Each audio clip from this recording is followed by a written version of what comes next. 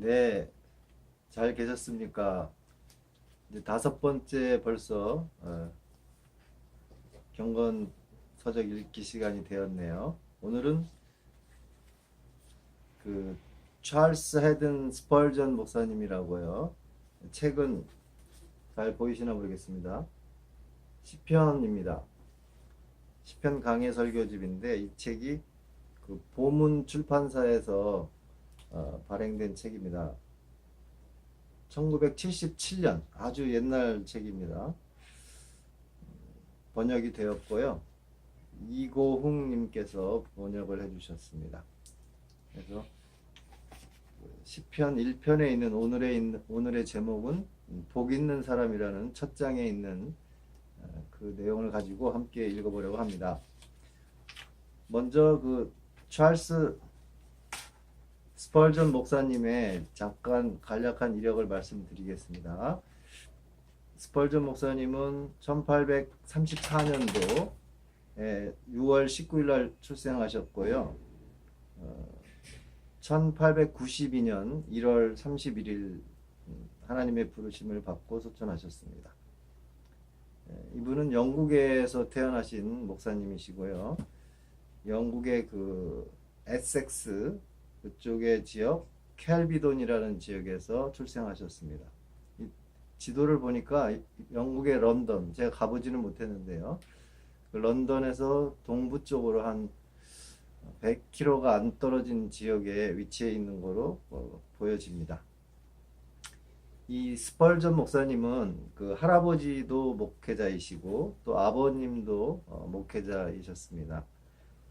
할아버지 제임스 스펄전은 영국의 비국교도 목사님이셨고요. 아버지 존 스펄전은 독립파에 속한 목사님이셨습니다. 독립교단이라고 볼 수 있죠. 성공회하고는 이제 별도로 구분되는 것을 이제 우리가 독립교단, 독립파 이렇게 말씀을 합니다.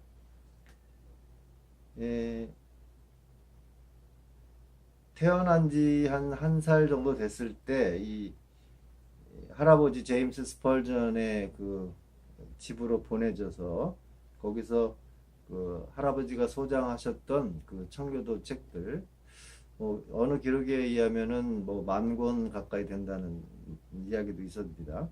그 책을 어려서부터 보면서 읽으면서 이렇게 신앙생활을 하기 시작했습니다. 근데 그렇게 오랜 동안 책을 읽고 그랬지만 이 스펄전 목사님이 회심을 경험한 것은 15세 때라고 나오고 있습니다. 15세 때면은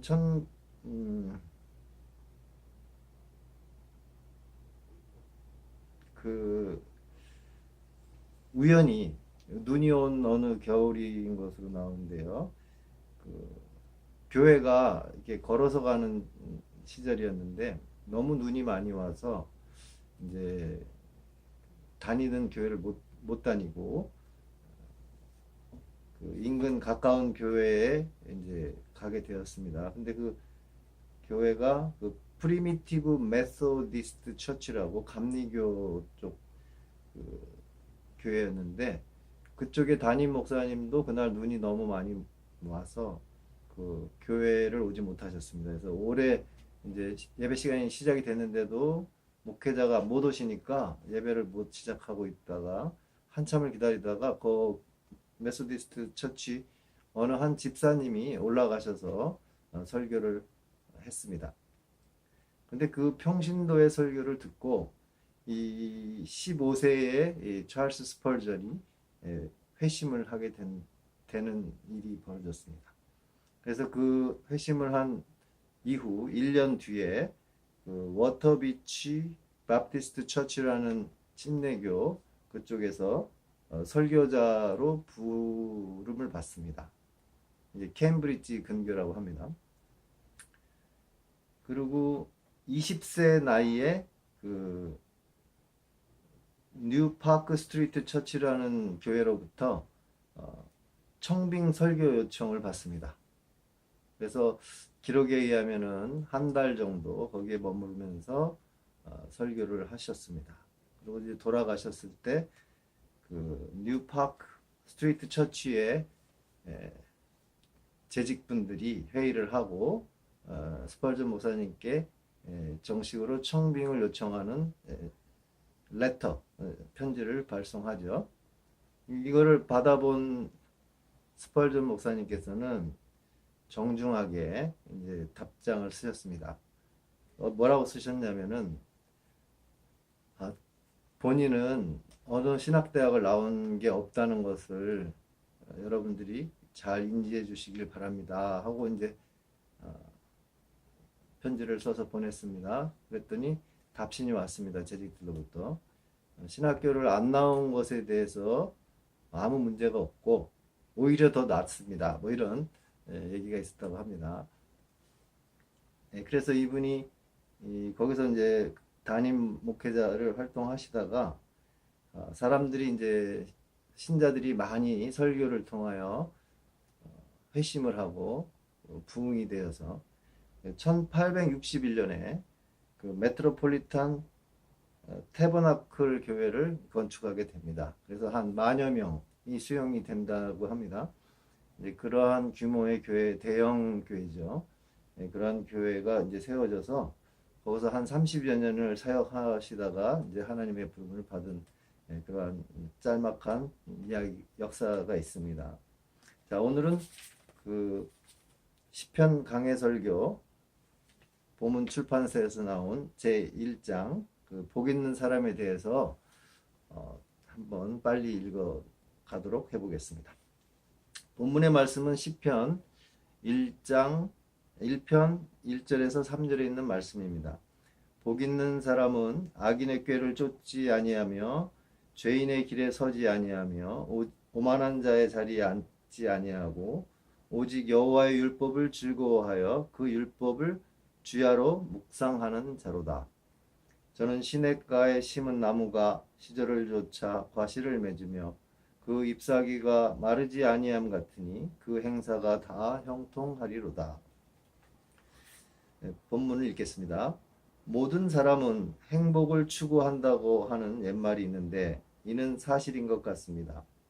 그렇다면 우리는 시편을 읽어야 하겠습니다. 이는 우리에게 최선의 행복이 어디에 있는가를 가르쳐 주고 있습니다. 다윗은 축복받은 사람이란 이러이러한 사람이라고 말하고 있는데 그가 사용한 말, 즉 축복, 이 blessed라는 이것의 히브리어 원뜻은 오늘날 번역된 말보다 훨씬 의미가 강합니다. 왜냐하면 히브리어로 된 이 말은 단순한 축복보다 그 이상의 의미를 뜻하고 있으며 축복이란 성경에 따라 경건하게 살고자 하는 사람에게 속한 것을 내포하고 있기 때문입니다. 그런데 우리는 이 단어가 명사인지 형용사인지 잘 모르고 있습니다. 우리는 축복이 우리의 삶을 보다 낫게 만들었는지 아니면 축복 그 자체가 삶이라고 하는 것보다 더 나은 것인지 알 수가 없습니다. 축복은 최고의 행복의 상태에 있습니다. 아인스워드가 말하듯이 이와 같은 축복들은 차례차례로 받는 것입니다. 확실히 이 축복이라는 것은 우리가 바라고자 하는 최상의 것입니다. 그러므로 오늘 저녁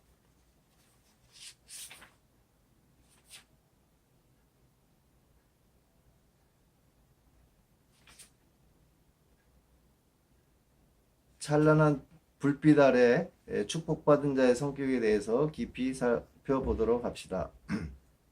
1. 어떠한 사람이 축복받은 사람인가? 축복받은 사람에게 주어진 설명은 간단히 말해서 그도 하나의 평범한 인간이라는 사실입니다. 물론 도덕적인 면도 포함되었겠지만 우선 그가 하나의 평범한 인간이면 틀림없습니다. 여기에 다분히 암시적인 면이 있습니다. 즉 그도 일반적인 인간의 슬픔에서 벗어날 수 없다는 사실입니다.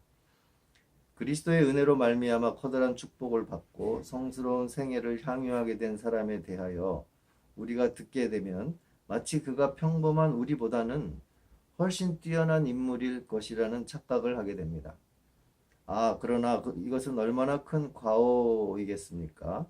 하나님께서는 모든 인간을 똑같이 창조하셨으므로 특별히 구별된 사람이 있다면 이는 은혜로 말미암은 것이지 천성적인 우월은 아닌 것입니다. 지극히 축복을 받은 사람도 하나의 인간임에는 변함이 없습니다. 그도 고통을 겪어야 하며 질병에 시달리기도 하며 실패를 맛보기도 합니다. 그러나 그는 그 가운데에서도 축복받은 사람임에는 변함이 없습니다. 하나의 인간으로서 축복받은 사람도 역시 약한 존재임에는 어쩔 수 없습니다. 쉽게 격분하고 거만하며 오만한 기질이 있을 수 있습니다. 게으름의 시험을 받기도 하며 여러 가지 죄에 물들기 쉽습니다. 한 인간이기에 인간이 가진 취약성은 어쩔 수 없지만 그래도 축복받은 사람이면 틀림이 없습니다. 아무리 훌륭한 사람이라고 하여도 결점이 없다고는 생각하지 마십시오. 죄의 의심과 그리고 두려움, 이 둘로 말미암아 우리는 아직도 어려운 시련을 겪고 있다오 라고 그들은 고백할 것입니다. 한 걸음 더 나아가 그도 역시 우리가 갖고 있는 동일한 유혹을 견디지 않으면 안 된다고 하는 사실입니다. 죄인들의 길이 가끔 그의 진로를 방해하고 있습니다. 그를 비웃는 자들은 이웃에 있거나 혹은 한 지붕 아래에 있습니다. 그는 장님이 아니기에 색정을 유발하는 존재들을 거리에서 보지 않을 수가 없습니다. 또한 귀머거리가 아니기에 한밤에 공기를 타고 들려오는 음탕한 노랫소리들을 듣지 않을 수 없습니다. 그도 정욕에 이끌게 되고 우리와 같이 모든 점에서 유혹을 받되 그러나 축복받은 사람임에는 틀림이 없습니다. 하나의 인간으로서 하나님의 축복이 없었던들 그는 보다 인간적인 죄악에 물들게 되었을지도 모르는 것입니다. 또한 그는 특출한 지위를 가지고 있지 않다는 사실을 주목하시기 바랍니다. 축복받은 사람은 왕도 아니요 학자도 아니요 부자도 아닙니다. 축복받은 사람은 일반적인 인간이라는 사실입니다.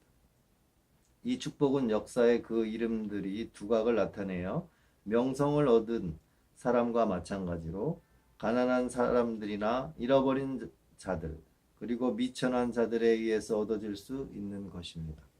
축복은 홀로 고독하게 사는 은둔자에 대한 것이 아니며 동료들 사이에서 수고하며 일하는 사람들에 대한 것입니다. 축복은 백일을 걸치고 성직자의 고유한 명칭을 가장하는 사람들에 대한 것이 아니라 남루한 옷이나 골된 옷을 입고 하나님을 사랑하고 그에게 복종의 길을 찾은 사람들에 대한 것입니다. 그의 지위가 축복과는 무관합니다. 다만 그의 인격이 관계하고 있습니다. 은혜로 인하여 보다 훌륭한 사람이 되었다 할지라도 그는 평범한 한 사람에 불과합니다. 시편은 우리가 축복을 받는 데에는 도움을 필요로 하는 사람이 되어야 한다는 사실을 보여주고 있습니다. 도움을 필요로 하는 사람이 되어야 한다는 사실을 보여주고 있습니다. 그와 같은 사람을 하나의 나무에 비유할 수 있습니다. 나무는 물을 빨아 올려야만 성장하듯이 이 사람도 성스러운 은혜를 받으며 살아야 합니다. 주님께 알려진 생활은 하나님의 승인을 받아 힘을 얻게 된다는 것을 의미합니다. 아무리 위대한 사람일지라도 그들 스스로가 살지는 못합니다. 우리의 마음은 중보자의 집의 불과 같아서 적이 끄려고 노력하면 할수록 담 뒤에서 기름통을 가지고 있는 분이 기름을 공급하기 때문에 더욱더 훨훨 타고 있는 것입니다. 여기에 비밀의 신비한 능력, 즉 성령의 역사가 있어서 하나님의 기쁘신 뜻을 위하여 우리로 소원을 두고 행하게 하시는 것입니다. 빌립보서 2장 13절에 있는 말씀입니다. 우리를 홀로 버려둔다면 악할 대로 악하여 큰 죄에 빠지고 말 것입니다. 시편에는 진실로 이 축복을 받은 사람을 설명하는 하나의 단어가 있습니다. 그것은 의로운 사람이라는 것입니다. 즉 주께서는 의인들의 길을 아시느니라. 시편 1편 6절의 말씀. 이 축복받은 사람의 성격 균형은 거룩한 하나님에 의해서 재조정될 것입니다. 한때 그는 성격이 비뚤어져서 쓴 것을 달다 하고 단 것을 쓰다 하였으나 이제 바로 잡아져서 성격이나 인격에서 의로운 사람이 된 것입니다. 한때 그는 헐벗고 추하였으나 보혈의 샘에서 씻고 금과 은실로 반짝이는 그리스도의 의로 옷 입었으니 이 모든 것이 믿음으로 말미암은 것입니다. 이러한 것이 축복받은 자의 설명이나 그도 하나의 인간이라는 것을 기억하시기를 바랍니다. 이들 중 어떤 사람은 천한 삶에서 태어나 빈약한 교육을 받았지만 주를 위한 훌륭한 증인이나 훌륭한 영웅적인 순교자가 되기도 한 것입니다. 종려나무 가지를 흔들고 황금 비파를 찬란하게 켜는 빛나는 심령들은 우리 자신들과 같은 아담의 후예가 아니고 누구이겠습니까? 어떤 선지자들보다도 많은 환상을 보는 특권을 누린 에스겔은 끊임없이 인자라고 불리워지고 있습니다. 마치 하나님께서 그로 하여금 흙으로 빚어진 것을 생각해 하면서 그를 겸손하게 하시려는 의도가 있는 것 같이 말입니다. 나의 형제들이여, 여러분들이 아무리 큰 축복을 받았다 할지라도 여러분은 평범한 사람에 불과합니다. 나는 그리스도의 생활에 첫 발을 내디던 사람들에게 그리스도와의 접촉이 그리 멀지 않다는 것을 보여주기 위하여 사다리를 내려주려고 합니다. 여러분은 하나의 연약한 인간 인고로 본문 말씀에 복 있는 사람으로 여러분에게 하나님의 말씀을 증거하고 있는 것입니다. 그러므로 여러분께서는 부디 이 사실을 깨닫기를 바람하지 않습니다. 2. 복 있는 자는 어떤 것을 피하나? 무엇을 먹을까, 무엇을 마실까, 무엇을 피할까라는 제목으로 발간된 책이 있는 것으로 압니다. 이 중에서 나는 아직까지도 세 번째 것, 즉 무엇을 피할까라고 한 것에 지대한 관심이 놓여진 것으로 생각됩니다. 세상에는 피해야 할 일이 지극히 많습니다. 시편은 우리에게 복 있는 자는 불경건한 자들의 생활 방식을 피한다고 가르쳐 줍니다. 불경건한 자들이란 반드시 술주정꾼들이나 저속한 사람들을 말하는 것은 아닙니다. 물론 이들도 불경건한 자들입니다만 이들 모두가 다 그들과 같다는 것은 아닙니다. 불경건한 자들은 바로 매사에 손색 없이 행동하는 사람 가운데 있는 것입니다. 그들은 교회나 집회에 나갑니다. 매우 존경받는 인물일 수도 있습니다. 착하고 불쌍한 사람에게 친절한 사람일 수도 있습니다. 공직에 있거나 국회의원에 당선되기도 합니다. 인간들 사이에 소위 불경건하다고 느껴지지 않기 때문에 어느 곳에든 있을 수 있습니다. 이러한 사람들의 비극적인 어리석음은 하나님의 존재와 그들이 하나님의 피조물로서 창조주께 그들 생활의 일부분도 바치지 않는 데 있습니다. 그들 생각에 하나님은 존재치 않습니다. 그들은 그들의 이웃을 생각합니다. 친구와 지기들을 기억합니다. 그들은 율법의 둘째 부분의 의무는 어느 정도 지키는 듯 합니다. 그들은 지키는 듯 하나 첫 부분은 마치 이것이 기록되지 않았던 것처럼 멸시되고 있습니다. 그러나 복 있는 자는 이것을 피하고 있습니다. 그는 모든 만물을 채우시는 하나님께서 그의 생각을 채우시고 계심을 알며 그의 존재의 궁극적인 목적이 하나님을 영화롭게 하며 그를 영원토록 즐거워하야 함을 알고 있는 것입니다. 바로 여기에 경건한 사람과 불경건한 사람과의 차이가 있는 것입니다. 복 있는 사람은 세상 사람들이 유행에 개의함을 관여치 않고 하나님께서 그것을 어떻게 보시는가에 신경을 씁니다. 만일 그들이 이것이 유행하고 있는 것입니까? 라고 물으면 이 세상의 형적은 지나감이라 고린도전서 7장 31절이라고 대답할 것입니다. 그러나 그것이 내게 무슨 유익이 있느냐라고 물으면 그것은 당신이 관여할 바가 아닙니다라고 말합니다. 진실로 축복받은 자의 사상은 그가 어떻게 주의 이름을 영화롭게 하며 그렇게 함으로써 불경건한 자들의 음모를 피하고자 하는 것입니다. 다음으로 복 있는 자는 죄인들의 길을 피합니다. 죄인들은 쾌락을 위해 생활합니다. 그리스도인도 그리스도인들도 그들의 즐거움을 소유하고 있습니다. 하지만 그들은 세상적인 것을 즐거워하지 않습니다.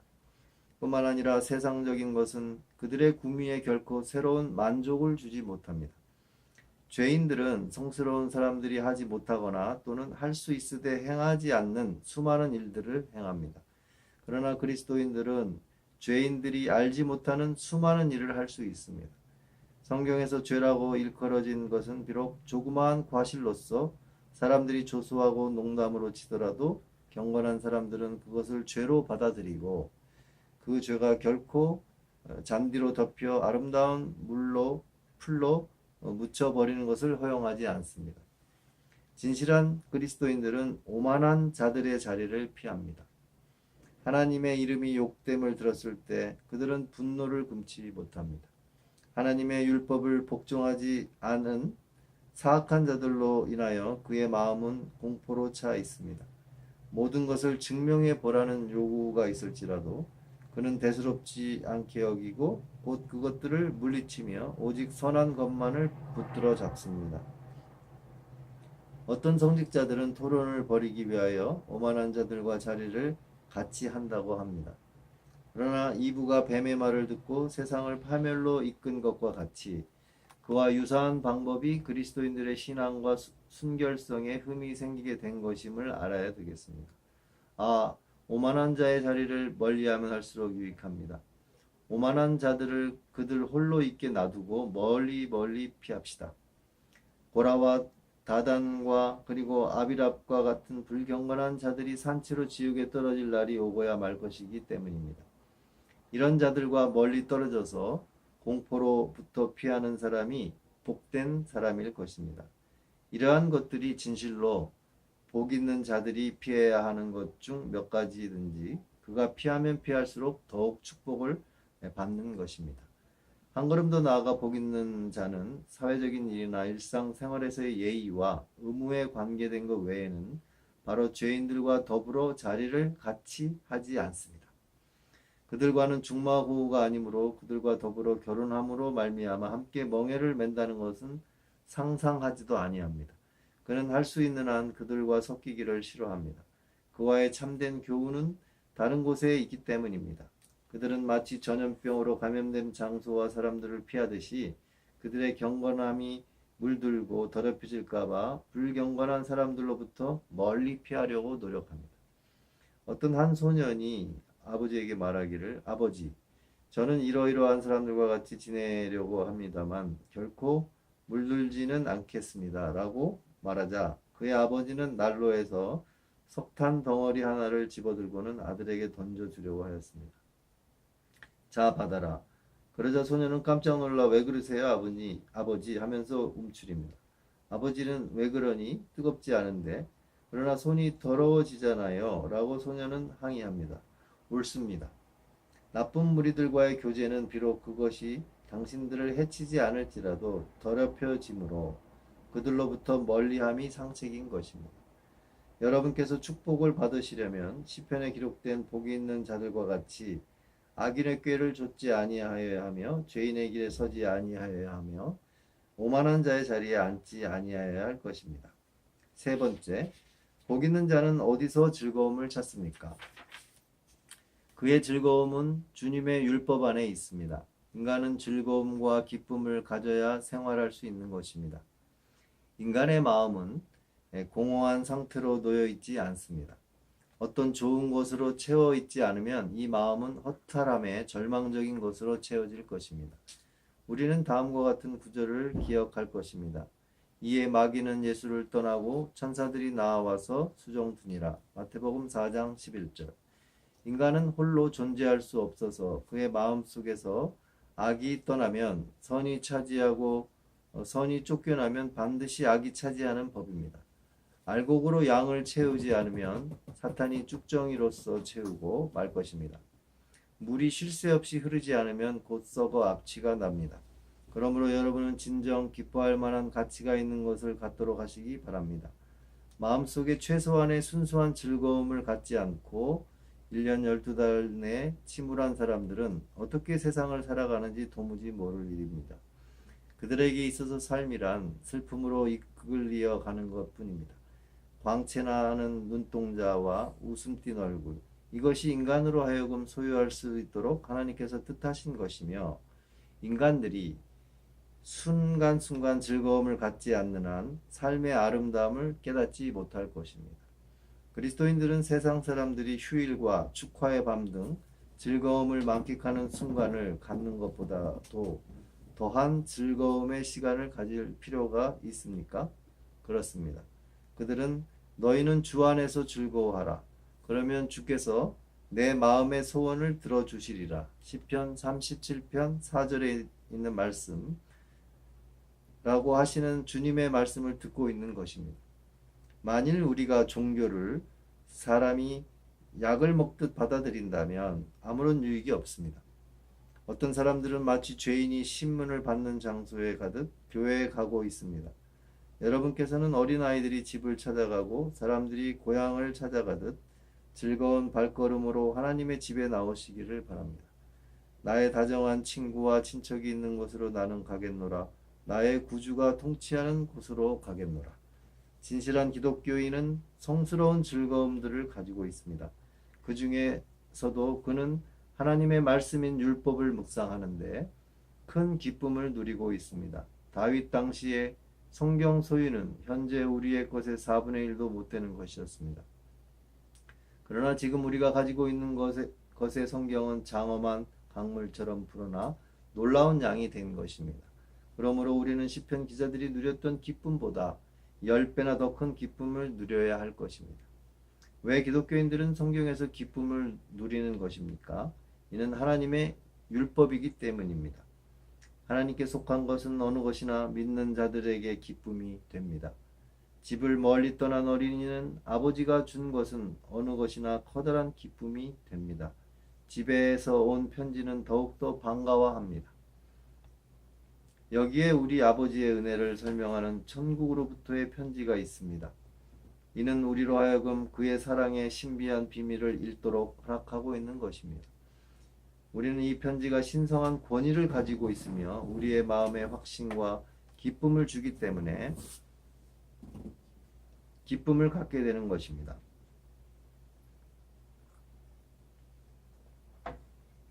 언젠가 나는 왜 기독교인들이 하나님의 율법 안에서 기뻐하고 있는 것인가 하는 6가지 이유를 기록한 책을 읽고 있었습니다. 이는 첫째로 이 율법이 오래되었다는 사실에 있습니다. 많은 사람들은 오래된 동전을 즐겨 수집합니다. 어떤 사람들은 템즈강으로 가서 오래되었다는 그것 하나만으로 녹슨 쇠붙이를 구입합니다. 그것은 오래된 것일 수도 있고 오래되지 않은 것일 수도 있습니다. 이 성경책만큼 오래된 것은 없습니다. 헤시오드의 첫 저술도 모세의 저술보다는 약 500년 뒤떨어져 있습니다. 그러므로 이 성경의 축복받은 부분은 오래된 것으로서 성스러운 영감으로 빛나고 있으니 우리는 여기에서 기쁨을 누려야 할 것입니다. 우리는 성서의 율법이 공평하기 때문에 기쁨을 누리고 있습니다. 만일 이 율법이 완전히 시행된다면 이웃을 해하는 사람도 없을 것이고 이웃을 내 몸 사랑하듯 사랑할 것입니다. 계급도 차별도 없을 것입니다. 각자는 서로 기억하여 생각하며 축복할 것입니다. 이 율법은 어느 인간도 만들 수 없는 법이어서 이 법에 순종하는 사람마다 이 율법 안에 자기의 양심이 정당함을 느끼게 되는 것입니다. 우리는 또한 이 율법의 우아한 지혜를 존경하는 것입니다. 율법에서 우리는 세상의 어느 것에서보다 더 많은 삶의 지혜를 발견하게 됩니다. 여기서 천문학이나 지질학을 찾으려는 것이 아니고 지식의 최고봉, 즉 하나님의 과학을 찾고자 하는 것입니다. 천주교의 교황은 인류 본연의 연구는 인간이다 라고 했지만 그렇지 않습니다. 인류 본연의 연구는 하나님이며 하나님의 책에서 그리스도를 통해 우리에게 대한 하나님의 사랑을 배우고 십자가에 못 박히신 구세주의 과학, 즉 하늘의 지혜를 깨닫는 것입니다. 우리는 이 성서가 진리이기 때문에 즐거움을 갖습니다. 소설은 인간의 취향에 따라 읽을 수도 있고 읽지 않을 수도 있습니다. 그러나 하늘과 땅이 녹아 없어질지라도 모든 말씀이 견고히 기록된 책을 갖는다는 것은 무한한 영광이 아닐 수 없습니다. 우리는 이 책이 흥미롭기 때문에 즐거움을 갖습니다. 벌집에서 떨어지는 꿀보다도 더 단맛이 있습니다. 이 책을 읽으면 경건한 마음이 높고 영광스러움에 이르고 때때로 독수리의 날개에 몸을 싣고 모세가 일찍이 올라섰던 것보다 더욱 높은 비스가산에 올라가 영원한 안식처요 유업인 요단 저편을 바라보도록 할 것입니다. 마지막으로 기독교인은 하나님의 율법이 유익한 책이기 때문에 기쁨을 갖습니다. 이 책은 우리에게 부귀를 가져다주며 영원한 보물을 쌓아줍니다. 이제 이러한 모든 이유를 들어 나는 여러분에게 간곡히 묻습니다. 여러분은 이 책에서 기쁨을 맛보십니까? 아니, 여러분은 이 책을 기쁨으로 읽습니까? 만일 이 책을 의무적으로 어쩔 수 없이 읽는다면 불행하게도 핵심적인 요소들을 놓쳐버리고 말 것이며 참된 경건함과 유익은 얻지 못할 것입니다. 달콤한 것을 한 입 물듯 성경의 말씀을 묵상함으로써 당신이 아플 때 건강을 찾고 가난할 때 부유해지도록 하십시오. 이것이야말로 축복받은 자의 참된 증거입니다. 여러분께서 이 책을 즐기지 못한다면 하나님께서 처음부터 도와주실 것입니다. 죄를 회개하고 구세주를 찾으십시오. 그렇지 않으면 여러분은 결코 하나님 계시는 곳에 들어갈 수가 없습니다. 자, 벌써 시간이 30분을 이제 돼가고 있습니다. 아직도 한 2장 정도 더 남아 있는데요. 오늘은 여기까지 읽도록 일단 하겠습니다. 자, 내용이 많이 어려우신지요? 1800년대 책이라서 많이 좀 어렵게도 느껴지실 수 있지만 천천히 반복해서 들으면 조금 더 빛을 받을 수 있지 않을까 생각합니다. 성령의 도우심을 바라면서 반복해서 같이 이렇게 들었으면 합니다. 오늘은 여기까지 하겠습니다. 감사합니다.